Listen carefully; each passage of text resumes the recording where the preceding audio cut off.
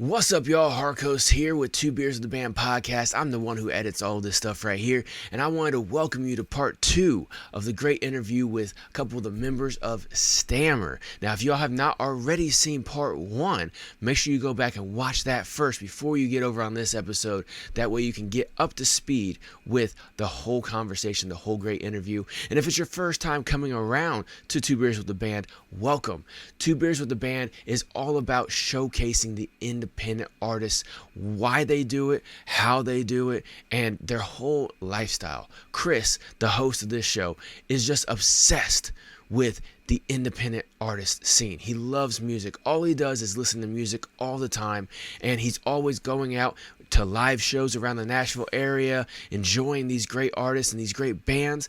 And he started Two Beers with the Band podcast because he wants to be able to showcase the behind the scenes, the nitty gritty of the Nashville indie music scene. So if you love that kind of content, you're in the right place. Make sure you like, share, follow, and subscribe. Hit that notification buzzer as well too. That way you never miss another episode right here of Two Beers with the Band podcast. And without further ado, let's go ahead and get into part 2 of the interview right here with Stammer on Two Beers with the Band podcast.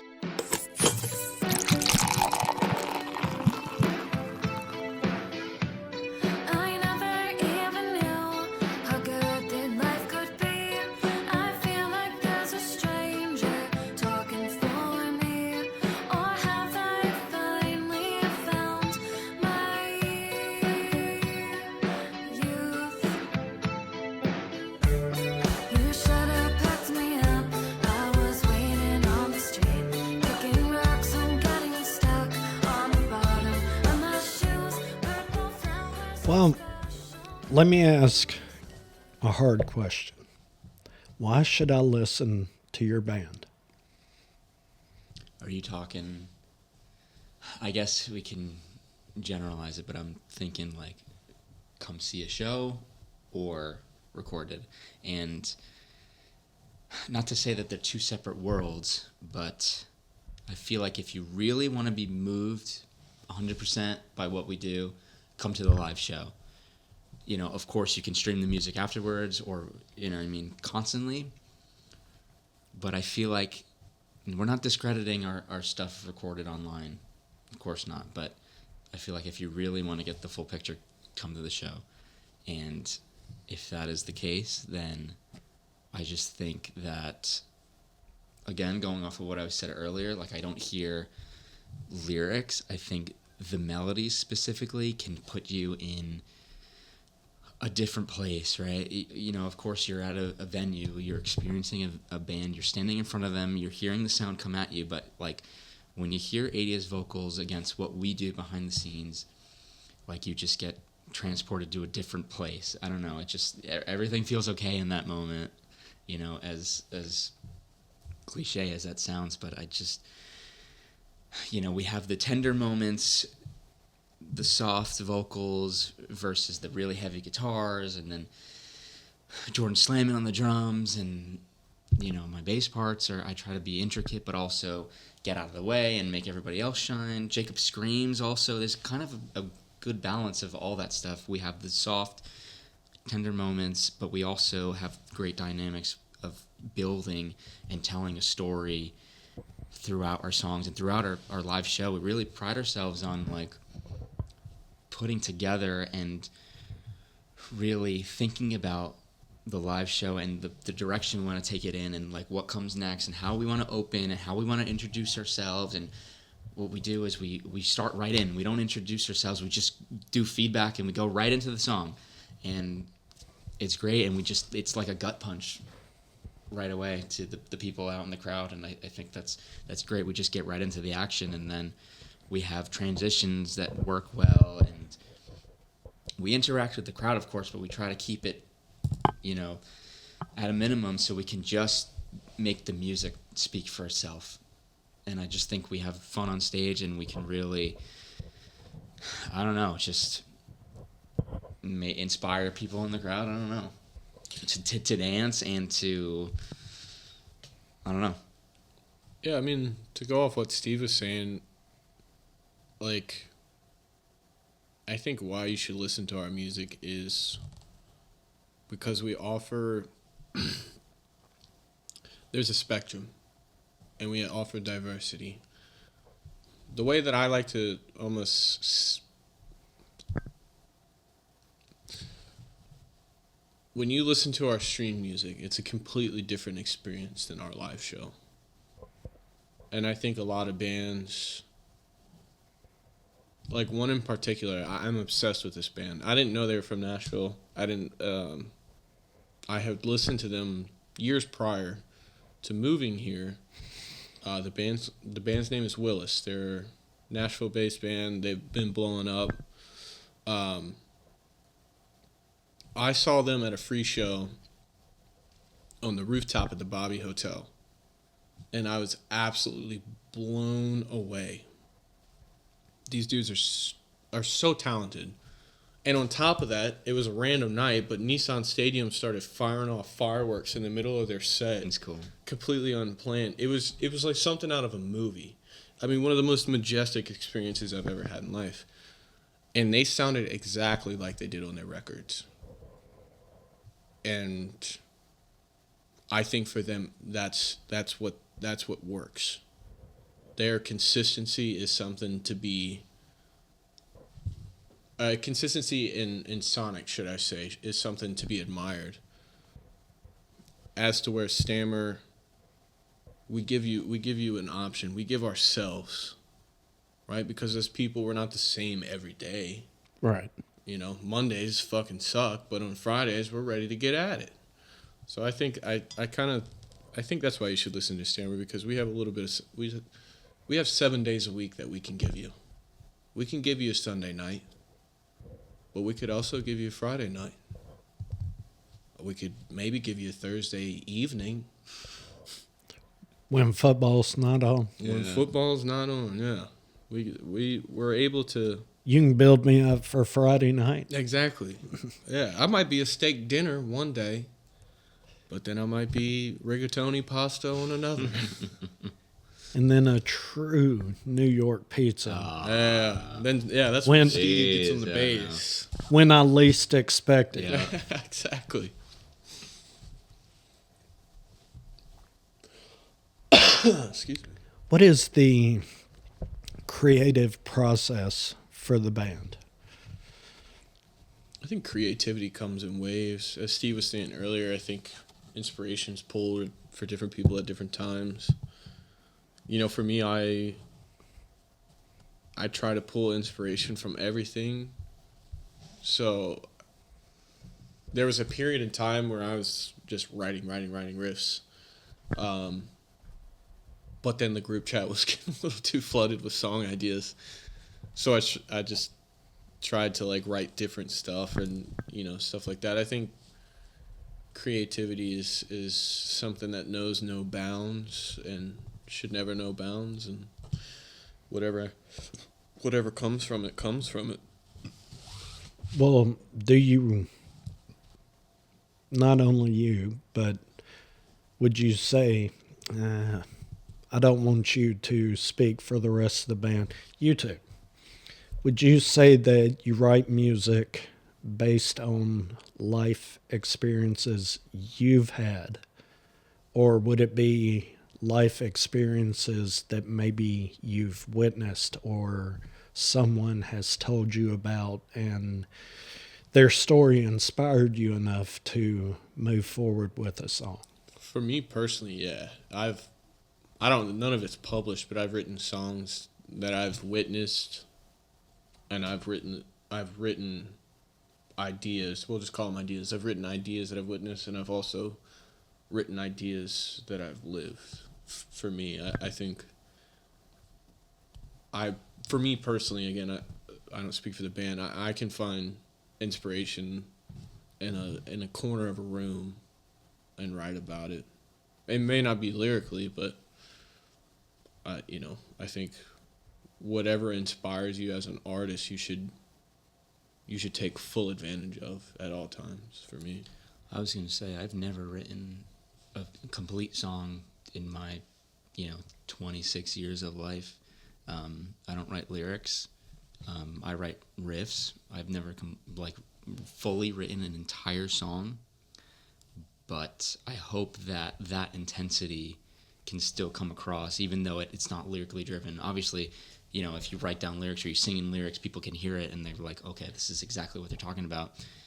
If you're playing chords, there's no real way to define exactly what it is, so I try, I don't know, there's no experience that, maybe I'm feeling sad, so I'll play a minor chord or something. Like, that's the extent of my writing process. I've written a good bit of songs musically, but I don't know. It's just how I'm feeling in the moment. Like I said, if I'm feeling upset that time, I'll write this progression. Or if I heard this song and I really like that progression, I'll change it up a bit to, try and encapsulate that same mood or feeling or something, and I'll present it to the band. But Adia is so great at anytime anyone presents a band to the group chat, she's like, I'm on it. I heard a melody, I'll throw right on top of it. It fits, and she's got it like 100% of the time. Yeah.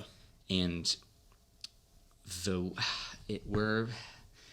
I don't want to say we're slow at working on music, but we really try to take our time and not write, we really try to make the best we can possibly do. So we have, I don't know, like lots and lots of ideas, but we really try and focus and finish a complete song before we move on to the next thing. Because in the beginning, I know we're old school, we've talked about this, we wanted to do an album and like write whole thing, and when we were deciding how to release the album, EP, whatever, we were like, should we do singles versus release the whole thing, or how many singles? It was kind of like a gut punch to us, because the way that we enjoyed our classic rock records or whatever, our old school country records, was it's a whole record, and you have to listen to the whole thing at a time to really understand what's going on. But the reality of the situation is that we're in a different world right now, where the attention span is so short, so you kind of have to gratify people quickly with singles. So we kind of like just try to finish a song so we can put it out as a single to get people excited for the next thing. So that's kind of where we're at. We're floating with a bunch of ideas that we really need to finish, and thank you for reminding us to get it done. But we just consolidated them all and wrote them down on a list. Yeah. It's probably about 15 ideas. There's a lot in the works that were, and like I said earlier, the next couple months is a little slow for us, so we're going to take advantage of that, i.e. writing, creative process, whatever it may be, business. We're cooking something. It's like a good Brunswick stew back home, Yeah. You kill the deer, you kill the squirrels, you get the chickens, and you just let that shit sit in the pot for a while. Throw it on a pizza and I'm in. So. Exactly, yeah. Rabbit mortadella tortellini or some shit. With a good oak Chardonnay. Yeah, exactly. I That's like the key. it. I like it. That should be the name of one of y'all's albums. We'll do it. Good Oak Chardonnay. Yeah, so I'm sure the rest of the band's probably like, no. Cole's like, fuck yeah. Another thing I forgot to mention was what sets us apart, I think, is that the album art is a huge part of our songs. Adia, our singer, paints all of the album art herself. And I just think that because it just feels like an extension of her and how she's feeling when she wrote the lyrics. I just think it's great, and it's another story to add to the song. It's great. I feel like when you see a great illustration, it kind of, can sway you to listen to the songs. I don't know. Yeah, no, 100%. Like when I saw the illustrations from Green Eggs and Ham, I knew I wanted to read it. No, jokes aside, Adia, I mean, the EP cover itself is a little bit different themed, or it looks a little different. The single, like if you look at the singles art, there's cohesion. There's cohesion through them all because she's, for such a young artist, she has such a specific style, which I think speaks tremendous volume towards her ability. But but yeah, it's like a story, like Steve was saying. I mean, it's what she was feeling. It's what she saw, what she heard, and to be able to also encapsulate it in a visual art form on top of performance. Excuse me. You know, she's a beast. She's a beast. And any of this art that she has put together, is it available anywhere? She sold them, actually, which, good for her. Make that money. Yeah. But we're thinking about making prints of them, of the original, like the masters, and to then have available at our shows for anyone who wants them. So we're working on that. We're brainstorming a lot of ideas for our merch because we want to have different levels, because we have shirts available. We also have stickers available, and the stickers are free because they're so small. We don't want, it's okay. We're fine with not making a quick buck, but the shirts, of course, we need to make money on that. We need to make a profit. So those are $20. So we're trying to bridge the gap and have merch available at every stage, or, even if you don't have money to buy something, you can still get a free sticker. So we're just trying to make it available. So if someone wants to contribute and donate and get merch in return, then they're more than welcome to. So we're so small, we're so new right now, so we're trying to brainstorm ideas and figure out how we can bridge that gap right now. So I was thinking, because the art is such a big part of our identity, like if you see the streaming, like it's I feel like the art definitely reflects the music and vice versa. I just think that her art, like he was saying, it's such a specific style that you can see that and be like, oh, that's Stammer. That's, I feel that when I listen to the music. So don't tell her we said that. Yeah. Well, yeah. I was thinking like she could sell her art if she wants to. Of course, I think people would buy that. I think people would eat it up. 100%. Just don't tell her that she's, Yeah. Yeah. We don't want her to think that she's a good artist. Yeah. Yeah. God, then she might leave you guys and pursue painting, and Exactly. Then I'd have to come sing for you, and it just it wouldn't work out. It would. God. She's gonna paint her Mona Lisa. Yeah. What other talents do you guys have besides the instruments, as far as artistic talents? Steve can try a knot with a cherry stem with his tongue. Actually, I think that's a lie. That is a lie. That's really not. Jacob can juggle? That's not that big of a deal. It really isn't. I mean, I can cook, and not in like a casual sense. I can cook. Are you good at it? Some would say I'm a professional cook. He is. Okay. He is a professional cook, but every time I've had a meal with him, it's at a dive bar, or we have Domino's, or a mortadella sandwich. So I'm just waiting for a steak dinner one of these nights. So I don't know if I believe him yet. A little 12-ounce ribeye action, yeah. No, I work at Yolan downtown, so I'm a sous chef there. Chef Salim and Chef Jeremy and all them. Yeah, Steve can tie a knot with a cherry stem. Cole's really good at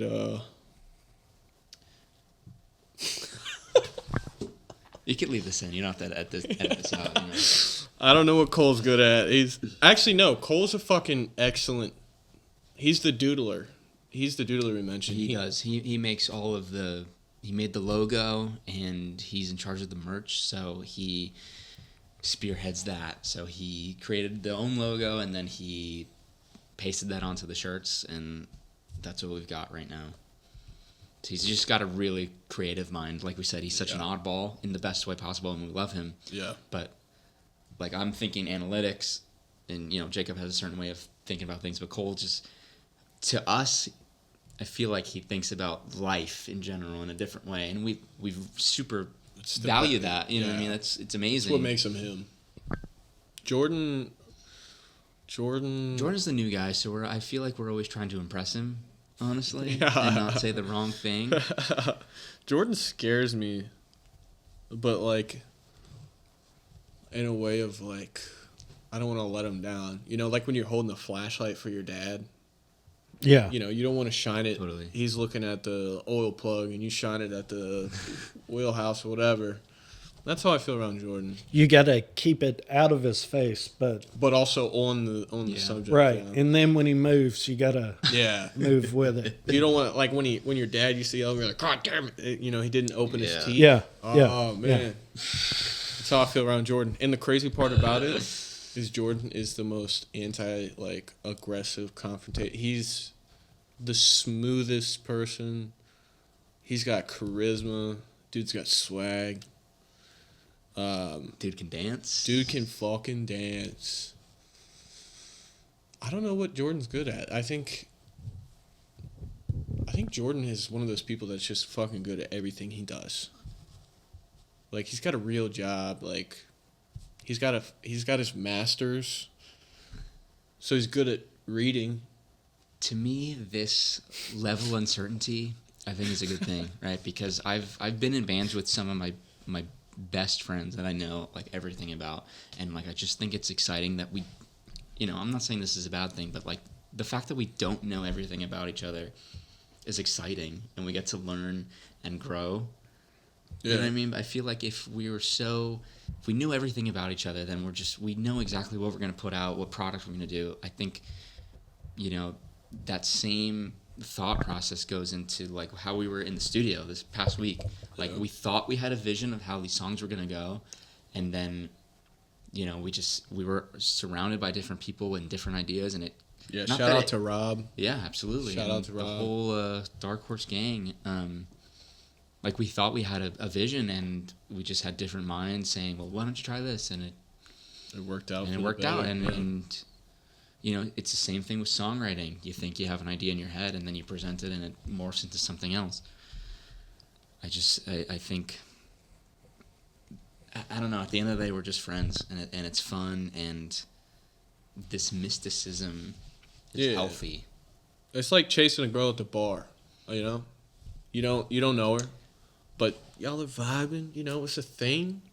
You may or may not achieve. You know. And it's the same way I feel with Steve. Like, we're going to walk out of here. We're going to be, like, at the bar. Am I going to achieve? Who knows? That's how I feel with Stammer. Because it's exciting. Again, like I was saying, I look forward to Sundays. When it's just that little bit of excitement. Good thing we're off this week. Yeah, exactly right. Yeah, we're like, we don't miss a practice. Except we're off tomorrow. Yeah. Oh, well, I hope I didn't interrupt family day. No. What do you guys like the most about making music? I think expression for me. I think, you know, I've struggled with things throughout life that I may have not known how to express, and I think that's, for me, music's my outlet.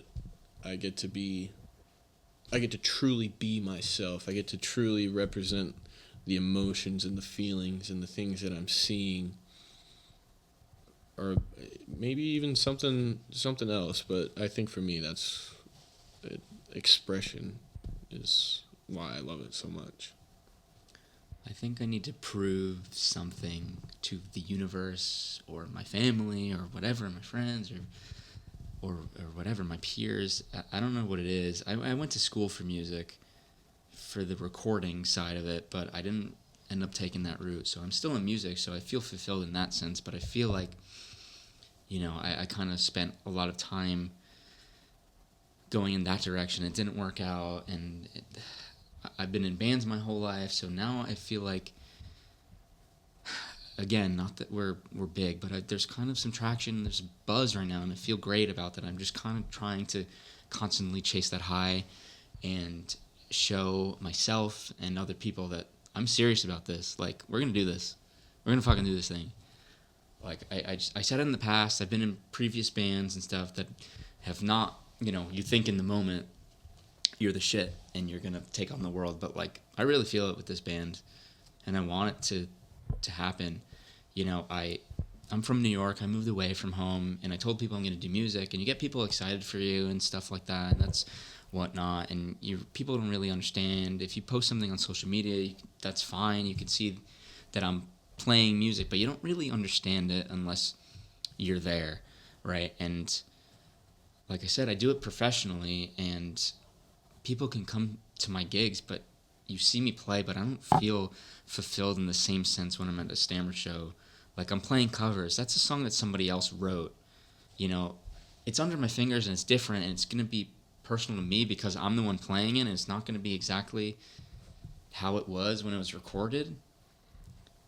But with Stammer stuff, a part of my DNA is in that. So I feel way more of a connection to the music. And I don't know. There's just something about it. And I get more excited about it. And like I said, my family gets more excited about that. I don't know. There's just, I need to prove that I can do it with this band and that I want to do it with this band.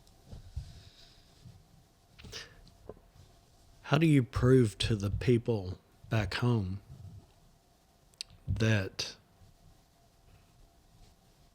not that you're serious about it, but how would you make me a fan of your music if I lived in New York and I couldn't come see you? Yeah. How would you prove to me that spending precious time, free time, precious free time on your band? Maybe I'm not phrasing that right. Make me a fan. How are you going to make me a fan if I can't come see a show? I mean, for my people back home, the only people I care about are the people at the shed. And they love everybody in the band. We went back, not for Stammer, for the metal band Lost Soul. We went back and played a show in Virginia, or 2 shows in Virginia, and they fell in love. Because it was me, Steve, and Cole in Lost Soul, and also me, Steve, and Cole in Stammer. So they became such fans of us as individuals, and then when I showed them the music, it just multiplied, their love for it. And everybody else back home, I could give a shit less about. I don't really. There's a lot of people I feel I need to prove wrong. I think a lot of people doubted me back in the day, so I think I'm already proving them wrong. I speak for myself, but how would you do it? How are you doing it? How am I doing it? Well, there was no real scene where I was from, and not that I got laughed at or anything, but it's the classic, you're trying to do music, you're trying to pursue music, you're going to college for music kind of thing. And I fucking did. And we're doing this thing right now, I feel like. Yeah. We got some buzz, we learn from our mistakes, Would you say you're already proving them not wrong? I think so. I mean, success isn't a number, which is hard. How do you do that?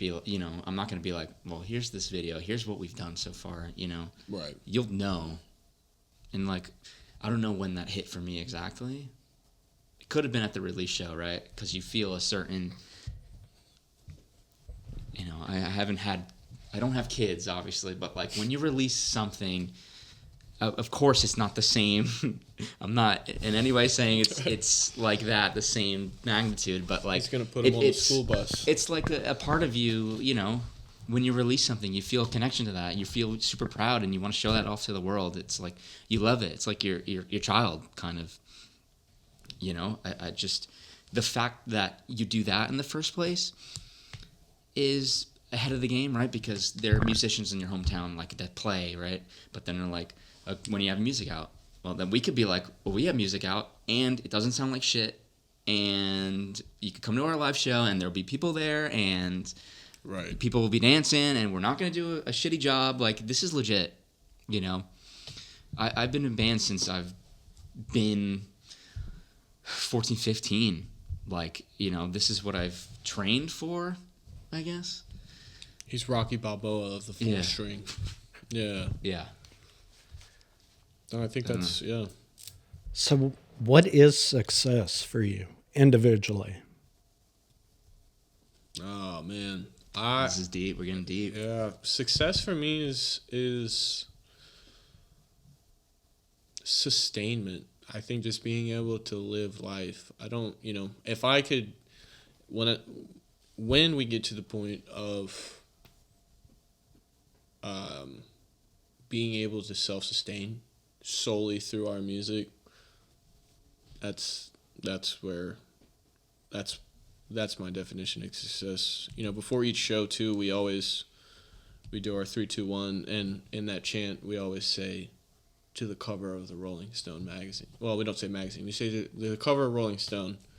And I think, you know, it's all, for me, I compartmentalize dreams and goals. That's a goal. I don't want to fantasize about it in dreams. I want to harp on it and bring it to life. So that's kind of a goal. But success, I think, is different than achievement, in my opinion. Side note, I think it's hilarious that we before we perform a show, that's the chant, right? We put our hands in and then we release on 3. But we found out recently that when Jacob said that, our singer Adia thought that he was saying to cover the Rolling Stones, like to play one of their songs at a show. And I just think it's the most hilarious thing I've. It was probably like a half a year she thought it's this. Hilarious. We love it. So now we're trying to think of Rolling Stone songs to play that'll fit the Stammer. Yeah, exactly. Yeah. That would have been great had you played a Rolling Stone song. Yeah. And she sang it. And then just an inside joke. We did it. Yeah. You did it. Love it. We've been, it's not too far off because we have a cover of the song California Dreamin', which is a classic rock song. So, I don't know. We could figure out a Rolling Stone song to kind of stammerify. Yeah, Brown Sugar. Bring that one back. Could we?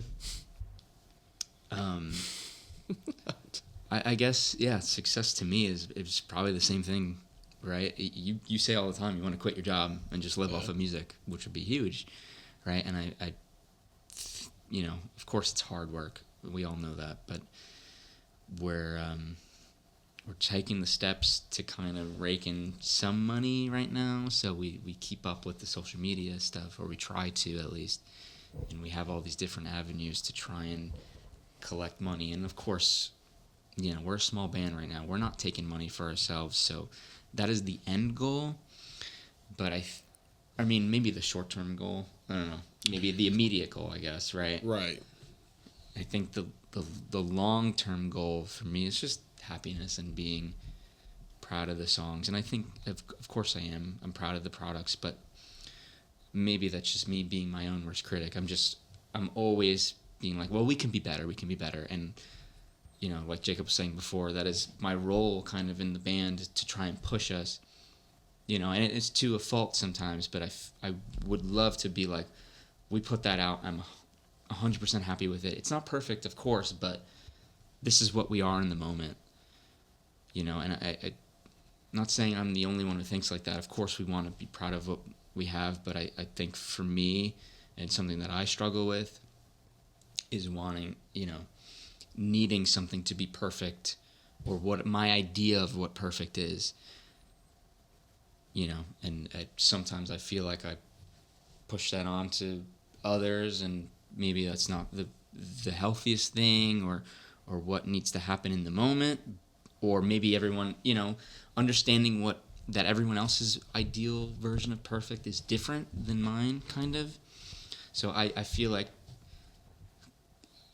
constantly I need to figure out what I need, I guess, to feel at ease. So, like, maybe Xanax? No. Well, that could help. That could help.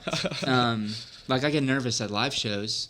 I was saying before that I don't normally sing, and it's something I wanted to try, and that's another thing that I And he fucking nails, by the way. well, you don't feel like that every time, and I want to nail, and I get nervous about. You get self-conscious, you get in your head, so I'm trying to work on that.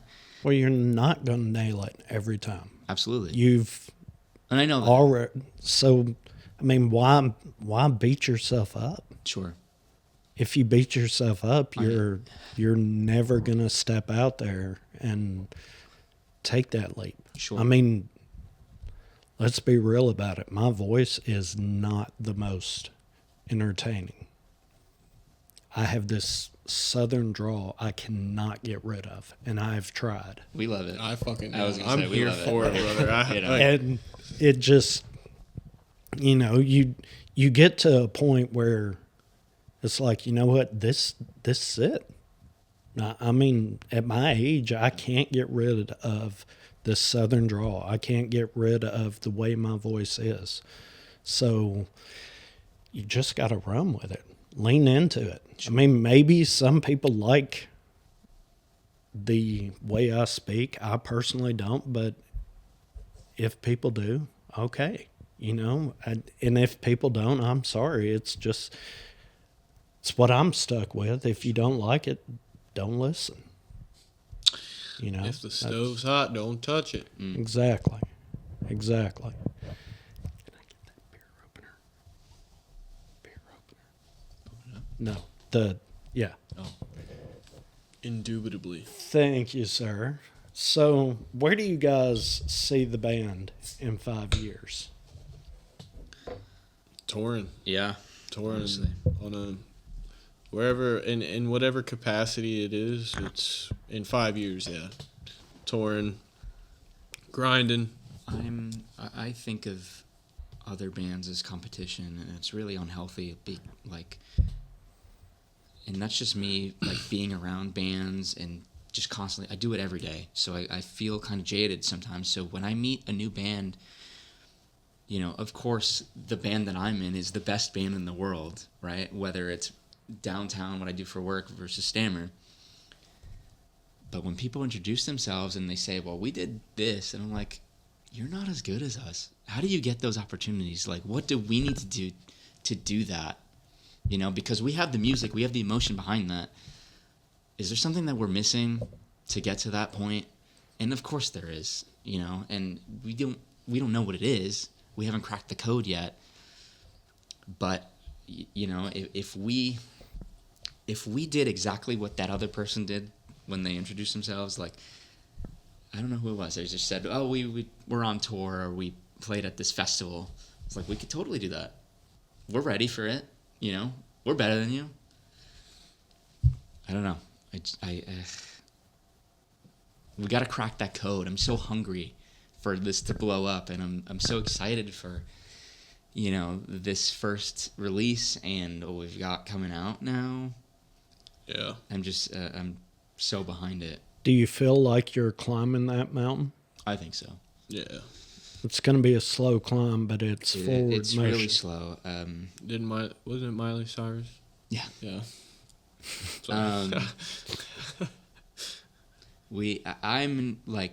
I fixate on the analytics, so I'm looking at the Spotify numbers, and if we're climbing each day, and the social media numbers, how many views we get and stuff, and it seems like it's growing. That is something that we need to crack on, and it's just the reality of what we have to do right now. That's the landscape of the music business right now, and it sucks, and we hate it. And I don't know, we need to get on that, but our singer Adia is so good at it, and she's had so many videos blow up on her personal account. So we're trying to figure out how to bridge the gap and make our content engaging, while also showcasing what we do live, but also being funny, but also being yada yada yada to get people to click. And it's hard because it almost feels like a game, right? How do you attract people to click on your stuff? You got to make your thumbnail nice. You got to make your title nice. You got to engage the viewer. You got to change the background every few seconds to get people. it's a lot. And I wish it was just writing music, but it's just not anymore. Or writing and performing, it's not. It's, you got to act. You got to be on top of your socials. You got to do this. You got to interact with people. You got to do all this stuff. And it's hard because we don't want to wear all these hats. And I wish we could just pass it off to somebody else. But right now we're an indie band and we're doing it all ourselves. So we kind of have to divvy up all the jobs between ourselves. And it's hard. And we need to find out what will make us break. Not that we've plateaued or anything. We're on a steady climb, but like, what is going to get us to do this right now? You know? Well, do you feel that if there was someone that could take over the mundane aspect? 100% yes. I'm doing all the mundane shit. So I would love that. 100%. So if someone could take care of the mundane shit, Yeah. you could focus more as a band. You could focus more on the creative aspect of music. Do you feel that the mundane shit is stifling your creativity, maybe because you have to focus not necessarily solely on it, but you have to focus more on it than you think you should? Yes, but I also feel that we don't even know if that's the right answer, right? Because nowadays we're dealing with algorithms and stuff. We don't even know, like, what you put your energy towards, if that's going to hit, right? Not that we waste time, but I feel like we thought, like, this is the thing we got to work on right now, and then we get upset when that's not the thing that hit, and that we posted another video that we didn't think was going to do well, and that's the one that did well versus one we spent time on. I think to me, it's no different than investing in the stock market, you know. It's a gamble. Every video you post, it's like, all right, well, hope this fucking works out at the end of the day. Like, at least in the stock market, you're guaranteed a 7 to 8% growth annually, but here you're like, It kind of depends on the year. yeah, give or yes. take, but yeah, it's social media. When you're a band these days, and this is my least favorite thing about it, it's all fucking social media. It's all fucking social media. Us guys, the 4 guys, we are terrible at it. We're fortunate enough to have Adia in the band who's so good at it. And we don't want that responsibility to fall 100% on her, or with anything. We don't want 100% of any of the responsibilities to fall on one single person. We just need to catch up to kind of get there, right? And, you've posted things, I posted things, and they've done well. But, of course, when she does it, it's just like, that's what we want Stammer to come across as to a new viewer. Was she an extrovert or an introvert? Introvert. Through and through introvert. She has moments of extrovertness. You get some tequila in her, she, just like anybody. I think 1-to-1 she's an introvert, but social media wise, I think she's an extrovert. So That's a thing with society, though. It's like, I think it's easy for anyone to be that way. Yeah. So typical. Well, Sure. what I've found about musicians is that you are introverts one-on-one, but when you're on stage and the lights are in your face and it's time for you to perform, you want everybody in that venue looking at you. Yeah. So at that point, you're an extrovert. Absolutely. So I, as a consumer, see you as an extrovert. I think there's a muddy area because I think, like, performance-based art, is something that has always astounded me. When I was young, my oldest sister did a lot of, like, plays and musicals and stuff like that, and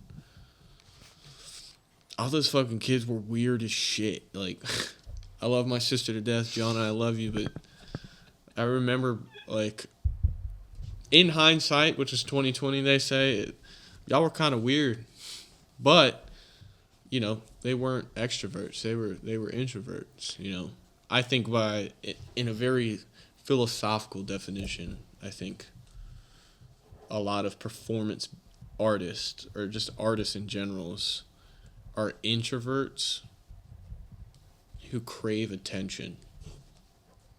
Maybe a little bit of a hot take, but Do you think that we put on like a different persona, or we're a different character when on stage? for me, yeah, I think maybe a little bit of everybody. It's almost like acting. My dad used to always say, like, whenever you're on stage and you're performing, you're acting. And he drilled that shit in me when I was 12 years old playing in the shed, like. Smart. But yeah, like, I mean, that's you totally can it. you can compartmentalize like reality and what's actually happening, and then you almost kind of like fall into this role naturally, and that helps me perform because when I first started playing in Nashville, I would get so nervous that I would throw up, and now I don't. So progression. Well, weird makes the world go round. Totally. Amen. Without anything being, quote, weird, nothing's new. Everything's stagnant. Yeah. You need a little shake up.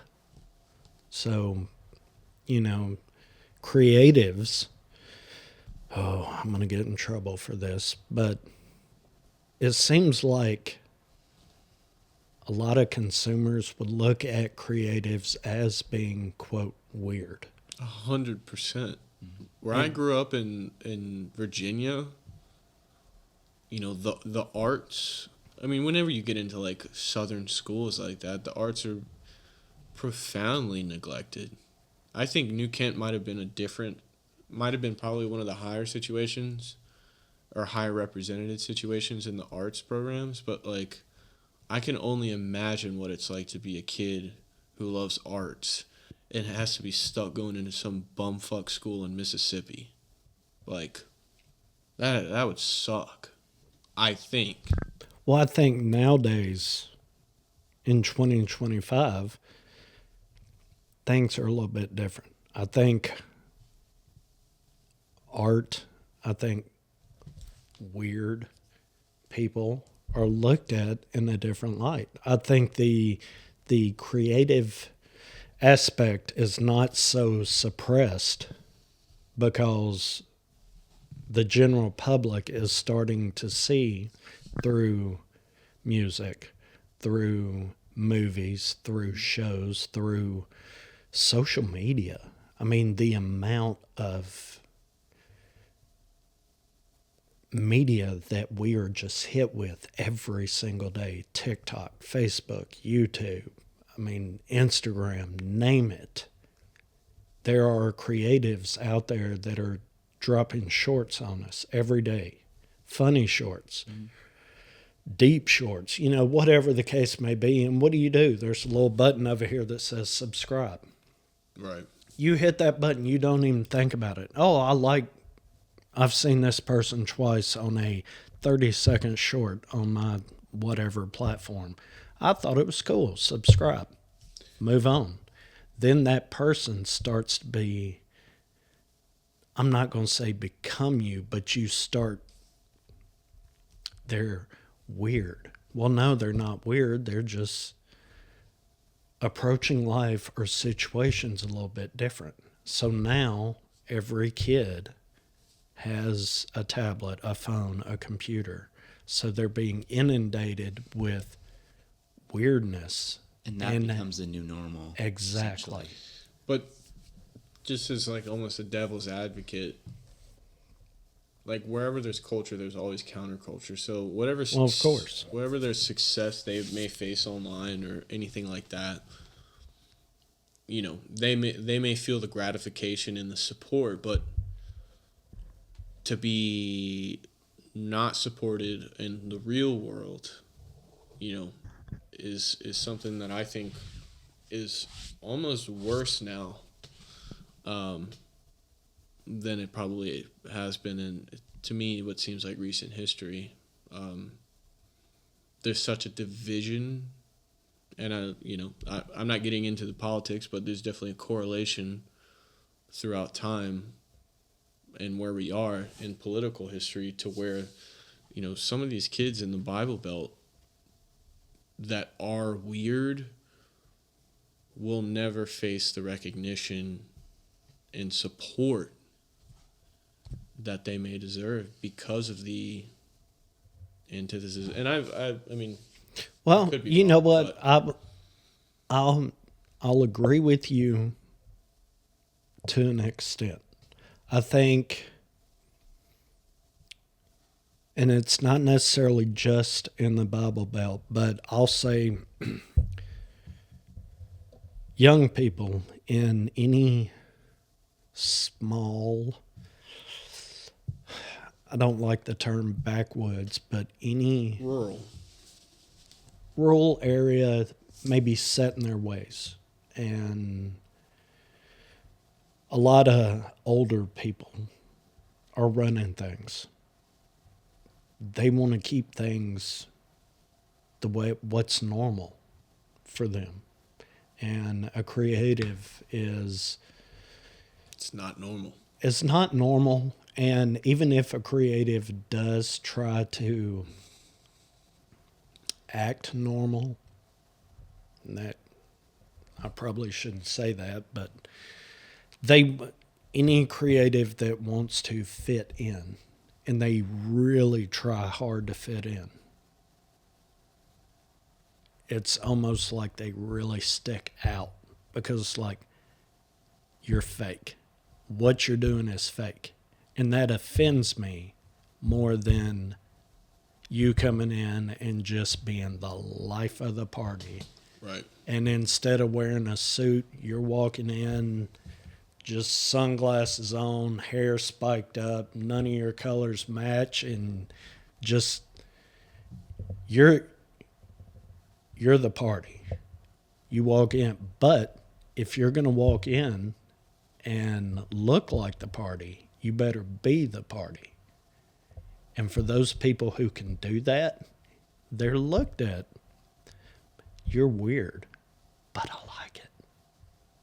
So it's a process where they would get the gratification, not necessarily that they're looking for, that they need to satisfy their creativity. Yeah, I think. Yeah, I mean, I unfortunately think a lot of from growing up in the South and seeing and witnessing that stuff, it does unfortunately kind of doesn't play out that way because things are taught, hate is taught, love is taught. What you absorb as a child is everything that was put onto you. So I think a lot of. But I think times are changing because I grew up here, born and raised here. So you and I have seen a lot of the same thing. But the plus for me is here in Nashville.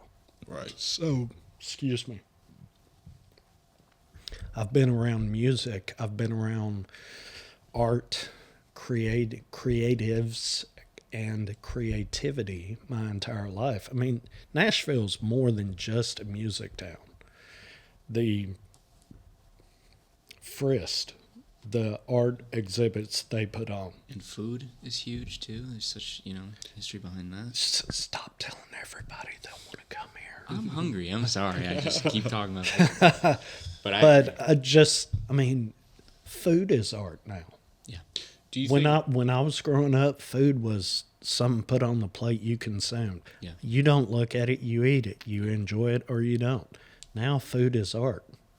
So now you can consume your art in so many different ways. Food, music. Do you think being exposed to maybe what sounds like both sides of a creative spectrum, has opened your mind or not manipulated, but shaped your brain and mind into that sort of mentality? Because someone down in, where were we? In that town, that friggin' bar? Pulaski. Yeah, someone in Pulaski, Tennessee might not feel the same. because it's such a different environment. Do you think environment has something, plays into that sort of thing? I do, but I also think if I'm going to pay $10, $15 to come see your show, I've already committed an openness to your art, because I could have easily not shown up.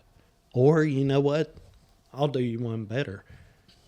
You're opening for someone else. Mm-hmm. And I actually paid my $15 to come see them, to support them, not support you. Sure. You're the opening act. Well, I'm still exposed to your art. Right. And if you're playing on the same bill as this other person, there's something in common between you and them. So even though I came to see them, I'm seeing you and I'm exposed to you. Well, maybe my face doesn't show that I have interest or that I enjoyed it, but somewhere back in here, I did enjoy it. Mm-hmm. Otherwise, I would have walked out, gone to the bathroom, gone to the bar, gone outside, had a cigarette, done anything but stand there and consume your art. Right. So even though maybe my face isn't showing it, it's still there. Subconsciously, those people, if they stayed in the room the whole time you played through your whole set, even if they never looked at you once, you're on their radar. I would take that as a win. Yes. If they walked out and you literally got on stage and there were 20 people in there, played your set, there's one guy at the bar and everybody else is gone, you might want to say, we messed up. But if you stepped on stage, 20 people were there, you played your set, and 20 people are still in there, I'd call that a win. Yeah. I mean, I would look at it like that. I know you're more analytical. I think in extremes. So if people are not blowing smoke up our ass, then I feel like, to me, that it's like, that's a loss to me. What if I blow smoke up your ass? I can tell you every day, all day, what you want to hear. That's fair. I mean, you can't grow unless you hear actual feedback and it's constructive. But I don't know. I struggle with. It's my role in the band the instrument I play. I don't get compliments. That wears on you sometimes. We have thought about what makes our live show tick, and that's her vocals, Jacob's vocals. He screams and stuff, and we're animated. He rips his strings at the end of the show, and we're headbanging, and it's a fun thing, right? I used to think like, well, no one gives a shit about what I'm doing, but no one would give a shit about what he's doing if what I wasn't doing was there in the first place, right? And that's the role of the instrument in general, but that's just how we work and how I need to think of it, right? A guitar naturally is a flashier instrument than the bass, right? Or the drums, right? If you do a drum fill, it's fine, it's flashy, it's out there. But like when you're at a show, you don't realize, well, oh, he was behind a little bit there. He was a little forward there. That's just how it goes, and I don't know if that's me being selfish or not, but like I need to take a step back and be like, well, what I'm doing supports everybody else. So like that's just something that I struggle with personally. I don't know if that's my insecurities as a person or why don't, and I'm not telling you how to do anything, just a suggestion. Instead of introducing the band before you play, why not just get up there and start your set and roll with it, and your last song be the introduction? And as she is introducing each one of you in the band, you step up and give 30 seconds, a minute of your instrument.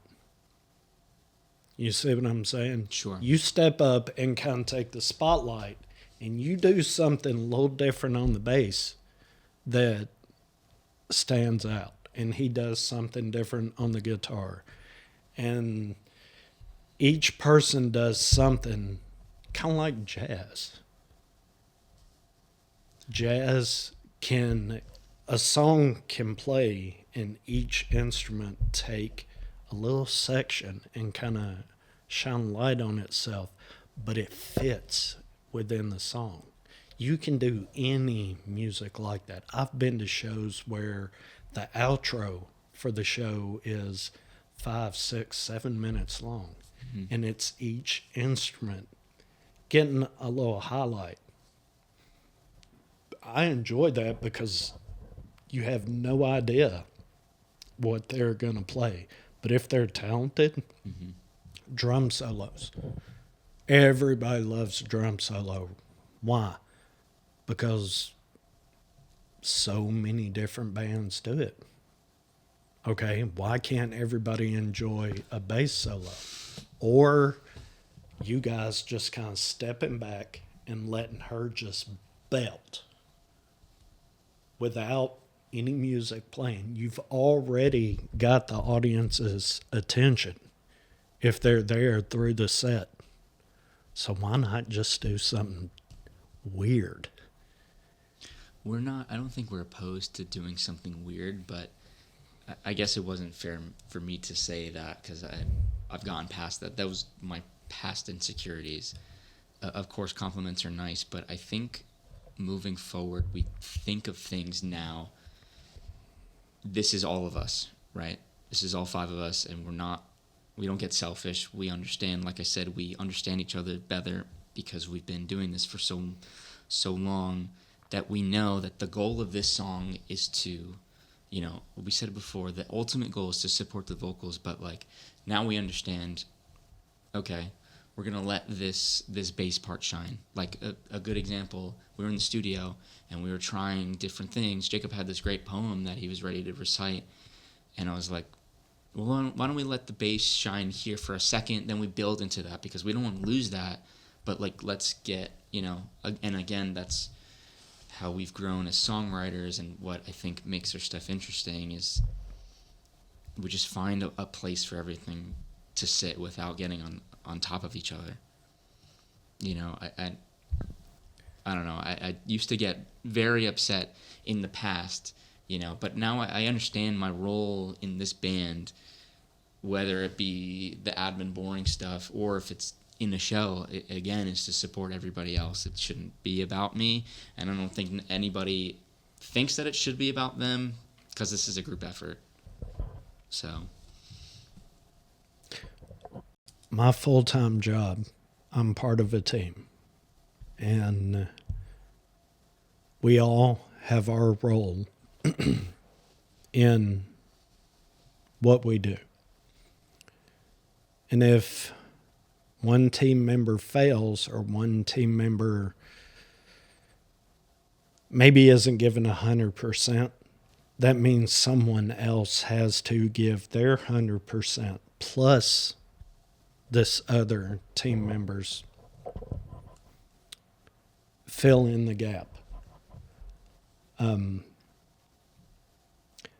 I think at the end of the day, as long as the goal is achieved, it doesn't matter how it's achieved. If you have 5 people that have 5 parts, you're a team, and there's a goal at the end of the day, at the end of each song, or each song is the goal. Mm-hmm.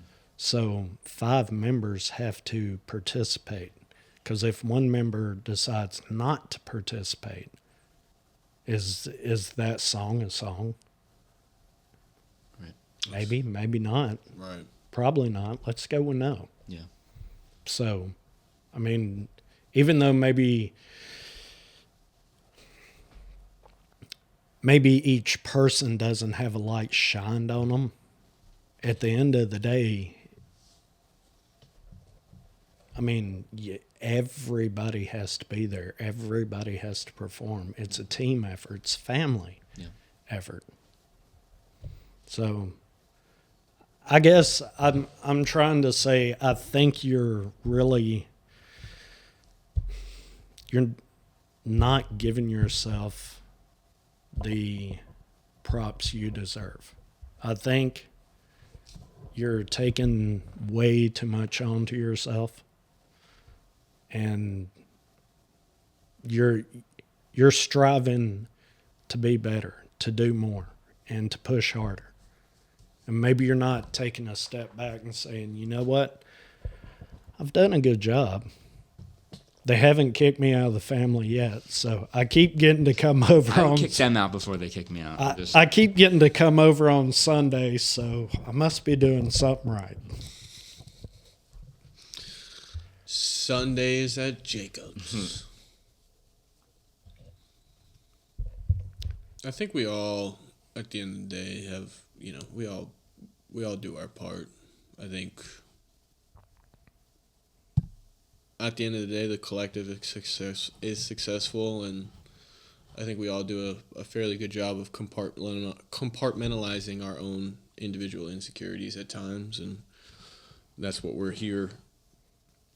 That's the accountability I was talking about earlier, is saying, hey, look, like, we're doing this collectively, and we should be proud of ourselves. So, positive reinforcement, waking up in the mirror and telling yourself some fucking shit, whatever it may be.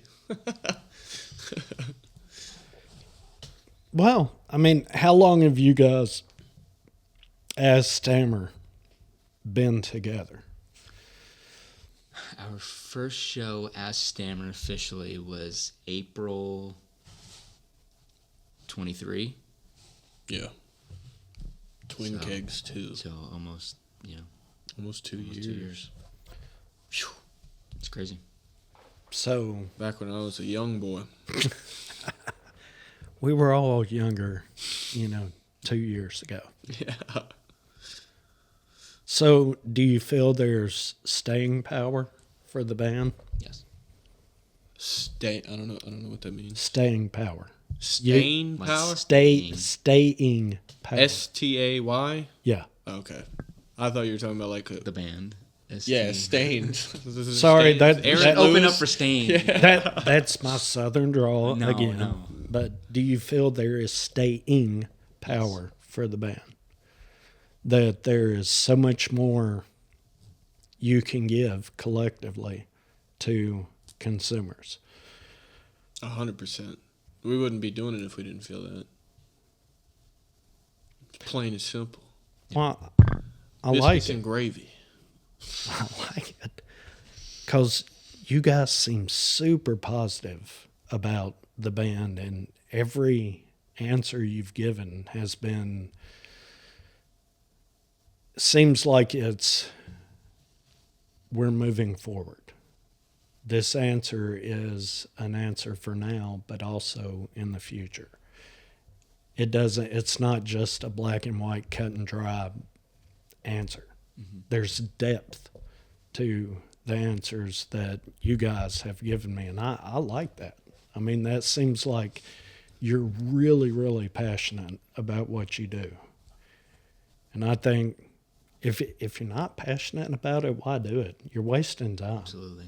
100%. We're only on this earth for so many days. The two of us, we say it all the time. Like, our end goals is to quit our jobs. How are we going to do that if we're not taking it seriously now? You have to get in on the ground level, so. It's what do we fucking drill? Yeah. Okay. All right, guys. Well,